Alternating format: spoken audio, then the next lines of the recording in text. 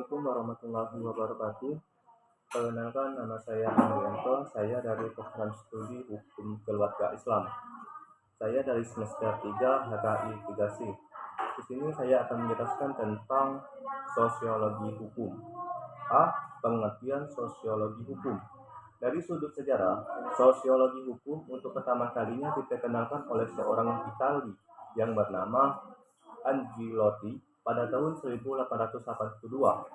Sosiologi hukum pada hakikatnya lahir dari hasil-hasil pemikiran para ahli, baik dari di bidang filsafat hukum, ilmu maupun sosiologi. Ismail Anwar dan Adal 2008 109. Sosiologi hukum saat ini sedang berkembang pesat. Ilmu ini diarahkan untuk menjelaskan hukum positif yang berkembang, positif yang berlaku, artinya isi dan bentuknya berubah-ubah menurut waktu dan tempat dengan bantuan faktor kemasyarakatan. Menurut CGM, salah satu tugas sosiolog hukum adalah mengungkapkan sebab atau latar belakang timbulnya ketimpangan antara tata tertib masyarakat yang dicita-citakan dengan keadaan masyarakat yang ada di dalam kenyataan. Menurut Roni Hanifjo Soemitra, ilmu hukum dapat dibedakan ke dalam dua cabang spesialisasi, yaitu studi tentang law in box dan studi tentang law in action. Law in box disebutkan bagi studi atau kajian tentang hukum sebagaimana tercantum di dalam kitab undang-undang atau sebagaimana di dalam peraturan perundang-undangan. Dengan kata lain, studi tentang hukum sebagai norma atau kaedah. Hukum sebagai norma atau kaedah bersifat otonom, artinya bahwa hukum tersebut berdiri sendiri dan bebas dari segala pengaruh. Sedangkan law in action disebutkan bagi studi atau kajian tentang hukum sebagai gejala atau proses sosial. Hukum sebagai gejala proses sosial sifatnya heteronom, artinya hukum tersebut memiliki pengaruh dan hubungan timbal balik dengan artinya hukum tersebut memiliki pengaruh dan hubungan timbal balik dengan gejala sosial lainnya seperti ekonomi, politik, sosial, budaya, agama, dan lain-lain. Hukum sebagai gejala sosial yang bersifat empiris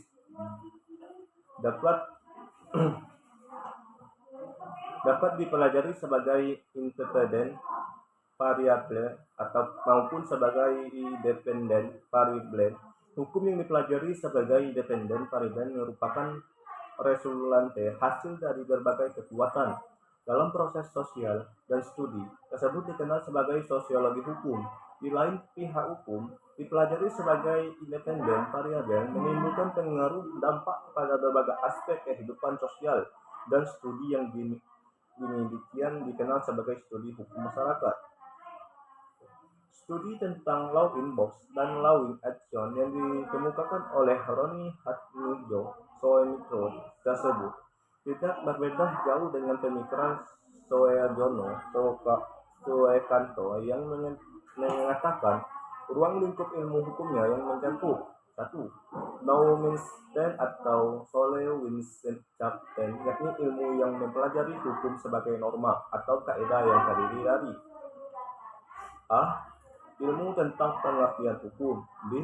Ilmu tentang kaidah hukum. 2. Sachwissenschaft atau Sachwissenschaft, yang ilmu hukum yang mempelajari hukum sebagai gejala sosial yang terdiri dari A. Sosiologi hukum. B. Antropologi hukum. C. Psikologi hukum. D.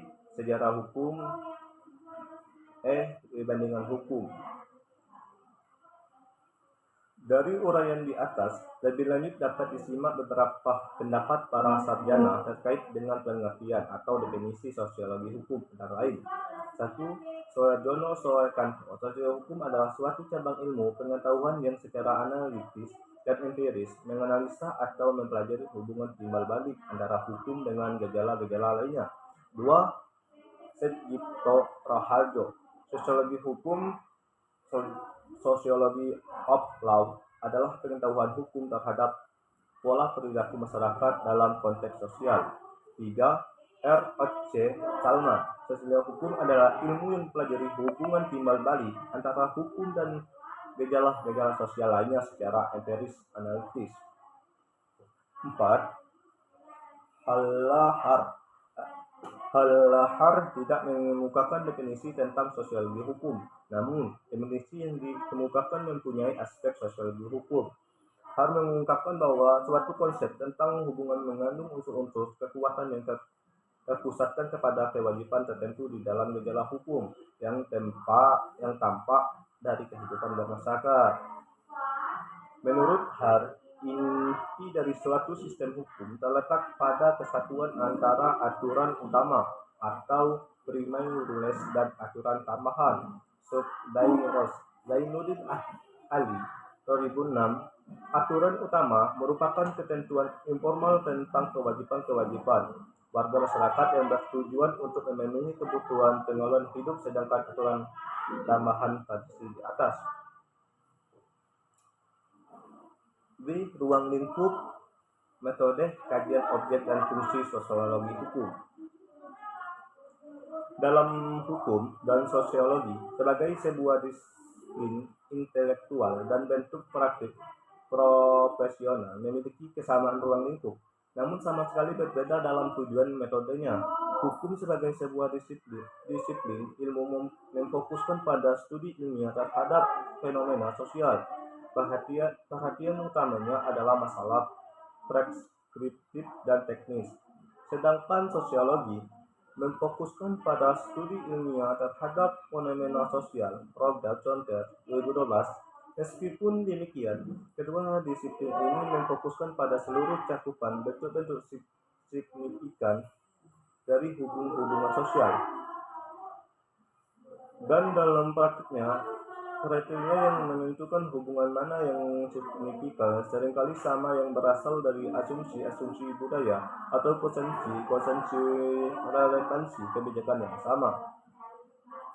Sosiologi hukum mempunyai objek kajian fenomena hukum sebagaimana telah dituliskan oleh Curzon bahwa Richard Pound menunjukkan studi sosiologi hukum sebagai studi yang didasarkan pada konsep hukum sebagai alat pengadilan sosial. Sementara Lyot memandang sosiologi hukum sebagai suatu ilmu deskriptif yang memanfaatkan teknik-teknik empiris. Hal ini berkaitan dengan perkataan hukum dengan tugas-tugasnya. Ia memandang hukum sebagai suatu produk sistem sosial dan alat untuk mengendalikan syarat mengubah sistem itu. 1. Sosiologi hukum mengajikan hukum dalam wujudnya atau government social control. Dalam hal ini, sosiologi mengajikan seperangkat kaidah khusus yang berlaku serta dibutuhkan guna menegakkan ketertiban dalam kehidupan bermasyarakat. 2. Sosiologi hukum mengajikan suatu proses yang berusaha membentuk warga masyarakat sebagai makhluk sosial. Sosiologi hukum menyadari eksistensinya sebagai kaidah sosial yang ada dalam masyarakat. Dalam kajian ilmu hukum, paling tidak ada 3 faktor yang menjadi parameter sebuah produk hukum dapat berfungsi dengan baik, yakni A. Berfungsi secara filosofis. Setiap masyarakat selalu mempunyai rights to be, yakni apa yang masyarakat harapkan dari hukum. Misalnya, hukum diharapkan untuk menjamin adanya keadilan, kemanfaatan dan ketertiban maupun kesejahteraan. Cipta hukum atau res D tumbuh dalam sistem nilai masyarakat tentang baik dan buruk, pandangan mereka tentang individual dan kemasyarakatan, dan lain sebagainya, termasuk pandangan tentang dunia gaib. Semua ini bersifat solopis, artinya menyangkut pandangan mengenai inti atau hakikat sesuatu. Hukum diharapkan dapat mencerminkan sistem nilai baik sebagai sarana yang melindungi nilai-nilai maupun sebagai sarana mewujudkan dalam tingkah laku masyarakat.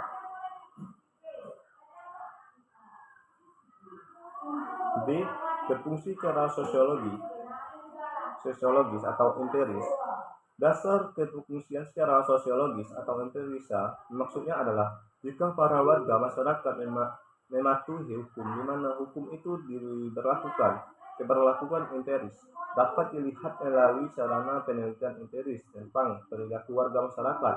Jika dalam penelitian tersebut tampak bahwa masyarakat berperilaku dengan mengacu kepada keseluruhan kaidah hukum, maka terdapat keberlakuan empiris kaidah hukum. Dengan demikian, norma hukum mencerminkan kenyataan yang hidup dalam masyarakat. Soehardono, Soekanto, dan Purnardi, Pubacarakam 1993 sampai 88 sampai 89.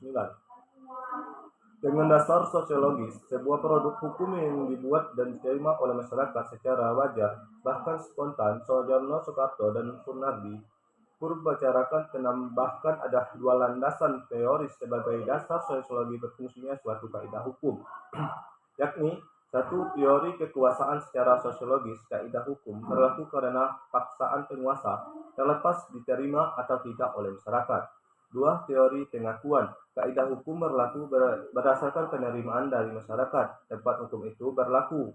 Soehardono, Soekanto, dan Purnardi Puspacaka 1993, 91 sampai 92.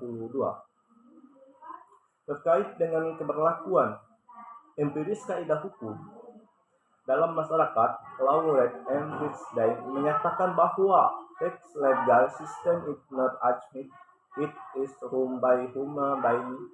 Independensi fungsional selalu akan nampak dalam proses pelakuan atau penegakan hukum.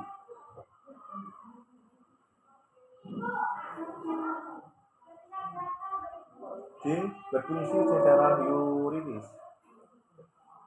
Keberfungsian yuridis atau normatif suatu peraturan atau kaidah jika kaidah itu merupakan bagian dari suatu kaidah hukum.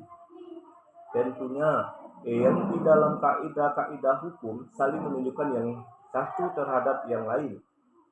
Sistem kaidah hukum yang demikian itu terdiri atas suatu keseluruhan hierarki kaidah hukum khusus yang bertumpu pada kaidah hukum umum. Di dalamnya kaidah hukum khususnya yang lebih rendah diderivasi dari kaidah hukum yang lebih tinggi sebagai dikemukakan oleh Hankes bahwa keberfungsian yuridis sebuah kaidah hukum tidak dapat dilepaskan dari teori hukum murni. Raine Ratzle. Dalam kaitan dengan dasar keberfungsian yuridis dari peraturan perundang-undangan, ada beberapa pendapat. Heinz Kelsen berpendapat bahwa setiap kaidah hukum harus berdasarkan kaidah hukum yang lebih tinggi tingkatnya. 2. Zeppenbergen menyatakan bahwa setiap kaidah hukum harus memenuhi syarat-syarat pembentukannya. 3. Logomen berpendapat bahwa kaidah hukum meningkat jika menunjukkan hubungan keharusan, hubungan memaksa, atau antara suatu kondisi dengan akibatnya. Soehardono, Soekanto, dan Purnardi Pubacara 1993, 88 sampai 89. Sangatlah tidak mungkin hukum hanya lihat dari fungsi positifnya semata-mata tanpa menyatukan dengan fungsi sosiologi dan fungsi yuridis. Jika hukum hanya memandang penting fungsi filosofis, maka letak hukum hanya sampai pada tentaran ide semata-mata. Dan sebaliknya, apabila hukum hanya melihat fungsi yuridis tanpa mempertimbangkan fungsi sosiologisnya, maka yang terjadi adalah kesewenang-wenangan. Baiklah, itulah yang dapat saya jelaskan tentang sosiologi hukum. Mungkin pada kesempatan lainnya kita bertemu lagi tentang sosiologi hukum yang lebih dalam lagi. Saya mohon maaf jikalau penyampaian saya banyak salah ataupun perkataan saya tidak bisa didengar ataupun tidak pantas untuk didengar. Saya mohon maaf. Saya akhiri. Wallahul muwaffiq ila aqwamit thoriq. Wassalamualaikum warahmatullahi wabarakatuh.